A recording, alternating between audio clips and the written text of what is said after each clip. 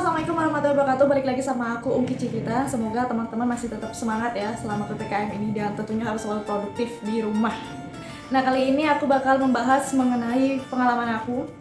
Jadi ini versi aku gitu. Pengalaman aku dimana dulu tuh aku pernah grogi, pemalu, minderan, semuanya lengkap. Dan bagaimana cara aku mengubah itu semua karena memang itu semua tuh nggak berguna banget gitu di hidup aku. Sebenarnya aku lumayan menyesali karena aku telat berubah. Aku tuh berubah atau mulai memaksakan diri untuk berubah tuh kelas 1 SMA.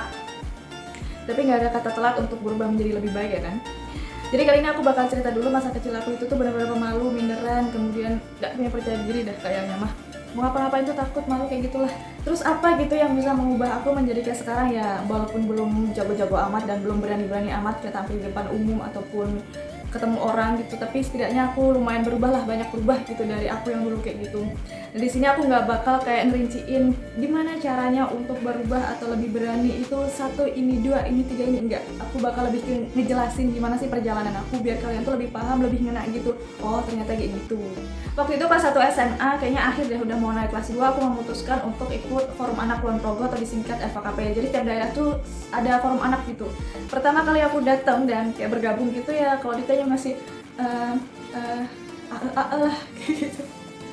Dia suruh ngobrol di depan umum masih takut, keringat dingin, gemeteran kayak gitu. Bersyukurlah kalian yang memang dari lahir, dari kecil itu udah cukup percaya diri lah.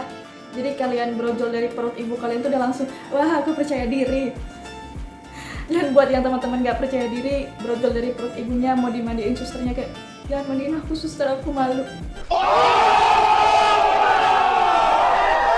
Jadi aku di FAKP itu aku belajar banyak banget kayak public speaking, ngobrol di depan orang tuh kayak gimana, belajar debat, berani mengemukakan pendapat, kemudian belajar bikin event, bikin acara, suatu acara, terus memandu acara itu, belajar membaur, ketemu sama banyak orang dan masih banyak lagi.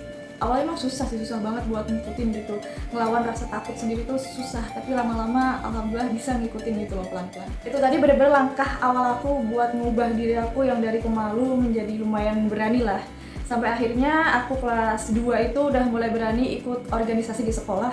Dan gak tanggung-tanggung ada 4 organisasi yang aku ikutin, ada OSIS, ROHIS, DA itu yang di Pramuka itu, kemudian DPT itu yang latih baris-baris atau tompi. Dari keikutsertaanku itu benar-benar ngerasa bahwa oh gini ya asik ikut organisasi, benar-benar kerasa gitu loh manfaatnya walau di diri sendiri ataupun di lingkungan. Menurut aku kalau memang mau berubah itu benar-benar harus dipaksa. Dari kita yang nggak berani tampil di depan umum, paksain mau nggak mau tampil di depan umum. Yang kita nggak bisa debat nih, nggak bisa mengeluarkan pendapat, takut mengeluarkan pendapat kita sendiri aja, paksain. Masalah nanti bener atau enggak, diterima atau enggak itu mau urusan belakangan. Pokoknya apapun yang kamu pengen lakuin tuh paksain. Walaupun belum lancar tapi paksain aja gitu. Nanti seiring berjalannya waktu tuh kalian benar-benar rasa, oh ternyata kayak gini ya. Banyak banget pengalaman yang didapat, misalnya dari kamu public speaking, dari yang nggak berani terus kamu paksain maju, oh ternyata kayak gini rasanya. Besoknya kamu bisa menghandle rasa itu gitu. Terus besoknya lagi kamu coba lagi, kamu tahu tuh gimana caranya biar audiens tuh bisa memperhatikan kamu. Banyak banget pengalaman yang kamu dapat kalau kamu tuh mau mencoba dan terus mencoba. Pokoknya lawan aja gitu. Yang awal-awalnya dipaksa, lama-lama kayak ya udahlah gitu doang. Cobain deh rasain. Oke, setelah aku ikut lumayan banyak organisasi, nggak banyak juga sih, cuma 4. Aku dapat ranking 27 dari 30 murid di sekolahan aku. Dan bapak aku dipanggil ke sekolahan tuh, yang wali kelas aku dibilang, bapak maaf anaknya terlalu banyak ikut organisasi, makanya nilainya seperti ini. Sampai ke rumah nggak mungkin dong aku nggak disidang, pasti disidang sama bapak ibu aku. Tapi dengan percaya dirinya aku jawab, bapak tenang.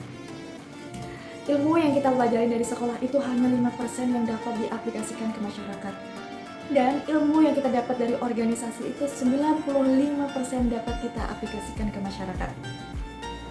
Orang-orang yang pintar, orang-orang yang selalu juara di kelas itu nggak menjamin dia bakal jadi orang sukses, tapi orang-orang yang berani kemudian tahu tentang organisasi itu nanti bakal jadi orang yang sukses.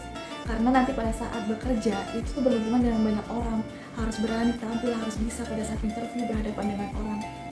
Itu jawaban aku. Padahal orang yang pintar organisasi juga nggak akan dijamin buat jadi sukses juga sih. Masing-masing pribadi orang yang bisa membuat dirinya sukses, ya nggak sih? Tapi itulah cara aku buat meyakinin orang tuaku biar aku masih diperbolehkan buat ikut organisasi, karena memang banyak banget pengalaman yang aku dapat pada saat aku ikut organisasi. Jangan ditiru, kalian tetap semangat sekolahnya, harus pintar juga di kelas, karena kan juga menentukan nanti masa depan kalian. Cuma kalau memang kalian tuh merasa kurang percaya diri, kemudian minderan, cobalah ikut organisasi, gak ada salahnya, karena organisasi itu benar-benar berguna banget pada saat nanti kerja. Mungkin sekarang sih mikirnya kayak apaan sih organisasi, tapi nanti pada saat kalian kerja itu tuh kerasa banget, bener banget manfaatnya kayak gimana. Jadi buat teman-teman yang rasa malu nih, masih ngerasa malu, coba deh keluar dari zona nyaman gitu. Emang susah sih dan harus dipaksa gitu. Cari lingkungan teman-teman kalian yang baik yang bisa merubah kalian menjadi lebih percaya diri gitu. Dan kalau mau belajar di rumah tuh bisa-bisa aja, kalian bisa tiap hari tuh di depan kaca ngomong gitu, seakan-akan di depan kalian tuh banyak audiens yang dengerin kalian. Coba terus ngomong yang lantang, ngomong yang bener, ataupun kalian bisa ngobrol sama diri kalian sendiri, kamu bisa, kamu hebat, kamu percaya diri, or whatever kalian mau membawa diri kalian tuh menjadi seperti apa. Setelah aku ikut organisasi di FKP dan di sekolahan, akhirnya aku aplikasikan ke masyarakat. Bener-bener 95% pengalaman aku yang aku dapat dari organisasi itu dapat aku aplikasikan ke masyarakat. Luar biasa. Jadi waktu itu aku langsung jadi ketua Rismas. Mungkin katanya sepele ketua Rismas doang, tapi dari situ aku banyak banget dapat pengalaman. Karena di Rismas kan anggotanya itu tuh bukan anggota yang aku mencalonkan diri jadi anggota kayak organisasi lain, tapi semua remaja masjid yang ada di desa tersebut ya otomatis itu anggotanya gitu, dari berbagai karakter, berbagai latar belakang, dan kita yang sebagai ketua tuh harus paham gitu karakter mereka, harus bisa membawa mereka menjadi lebih baik, lebih maju kayak gitu.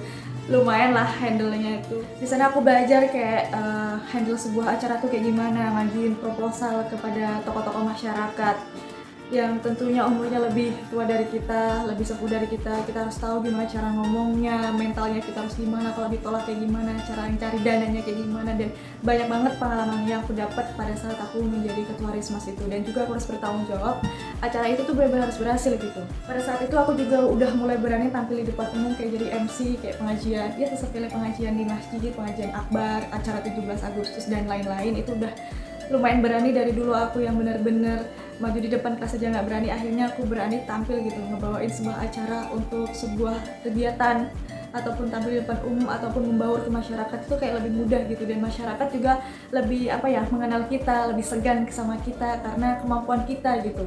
Jadi sebegitu banyaknya dampak positif lah yang aku dapat dari aku ikut organisasi sana sini, keluar dari sekolah, maksudnya pulang dari sekolah aku langsung ke forum anak, kemudian waktu sekolah juga teman-teman yang lain pulang, aku masih ngurusin organisasi sampai malam, sampai juga suatu ketika tuh tetangga aku sampai ngatain aku anak gak bener gitu karena pulang malam terus. Dan orang tua aku lumayan kepancing juga nih, anak kemana nih jam segini belum pulang, udah mana dengar tetangga pada ngomong kayak gitu. Akhirnya aku ngasih kepercayaan ke orang tua aku bahwa aku tuh kesini, aku tuh belajar, aku tuh ikut organisasi, ngeyakinin mereka dan jaga kepercayaan mereka gitu. Jangan sampai kita bohong malah kita ngelakuin hal-hal yang gak bener atau gak jelas. Jadi dari aku tadi ngomong panjang lebar jelasin tentang pengalaman aku ikut organisasi itu, intinya adalah kalau kalian mau berubah itu jangan kalian hanya browsing gimana caranya biar jadi lebih percaya diri, gimana caranya biar jadi lebih pede tampil di depan umum dan lain sebagainya. Nggak cuma kayak gitu doang, tapi kalian benar-benar harus lakuin. Misal kalian nggak berani nih public speaking, nggak berani tampil di depan umum, coba lakuin. Paksa diri kalian buat lakuin. Mungkin pertama kedua memang kalian bener-bener grogi, nggak apa-apa, paksain aja, paksain, lama-lama juga bisa gitu. Ataupun kalian bisa cari teman-teman ataupun lingkungan yang menurut kalian itu tuh bisa membangun kalian untuk dalam hal itu. Misalnya ikut organisasi tentang public speaking, kemudian ikut pelatihan atau whatever lah. Kalian tuh harus usahain gitu, nggak cuma kalian diam browsing nih caranya gimana, ataupun cuma ngeliatin di YouTube cara biar percaya diri kayak gimana. Nggak cuma kayak gitu doang, tapi bener-bener harus dilakuin. Sampai akhirnya aku lulus dan masuk dunia kerja. Itu gimana sih rasanya? proses rekrutmen gitu. Pada saat aku performs itu berhadapan dengan orang, pada saat interview user berhadapan dengan orang, pada saat background check itu ada wawancara berhadapan lagi dengan orang, pada saat psikotes ada wawancara berhadapan lagi dengan orang. Mungkin kalau aku dulu nggak memberanikan diri buat ikut organisasi, pada saat aku wawancara kerja juga jawabnya masih dan gak jelas gitu kan. Tapi untungnya waktu itu aku udah mau berusaha untuk mengubah diri aku gitu. Pada waktu aku background check tuh aku ada pengalaman, karena mungkin yang interview aku tuh udah kayak yakin sama aku gitu. Aku tiap dikasih pertanyaan jawab santai, kemudian jujur, lantang juga, sampai beliau bilang udahlah saya nggak mau nanya-nanya kamu lagi, nggak ada lagi yang bisa saya tanya, kamu udah bisa semuanya gitu. Dan itu tuh cuma 7 menit atau berapa, sedangkan teman-teman yang lain tuh 20 menit lebih sampai 30 menit tuh baru selesai wawancara, dan sedangkan aku cuma sekitar 7-8 menit doang. Jadi udah nangkep lah ya apa yang aku jelasin.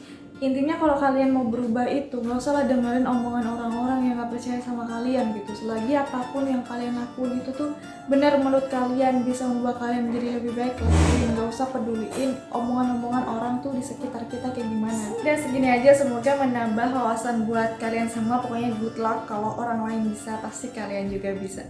Wassalamualaikum warahmatullahi wabarakatuh. Bye, selamat ketemu di video selanjutnya.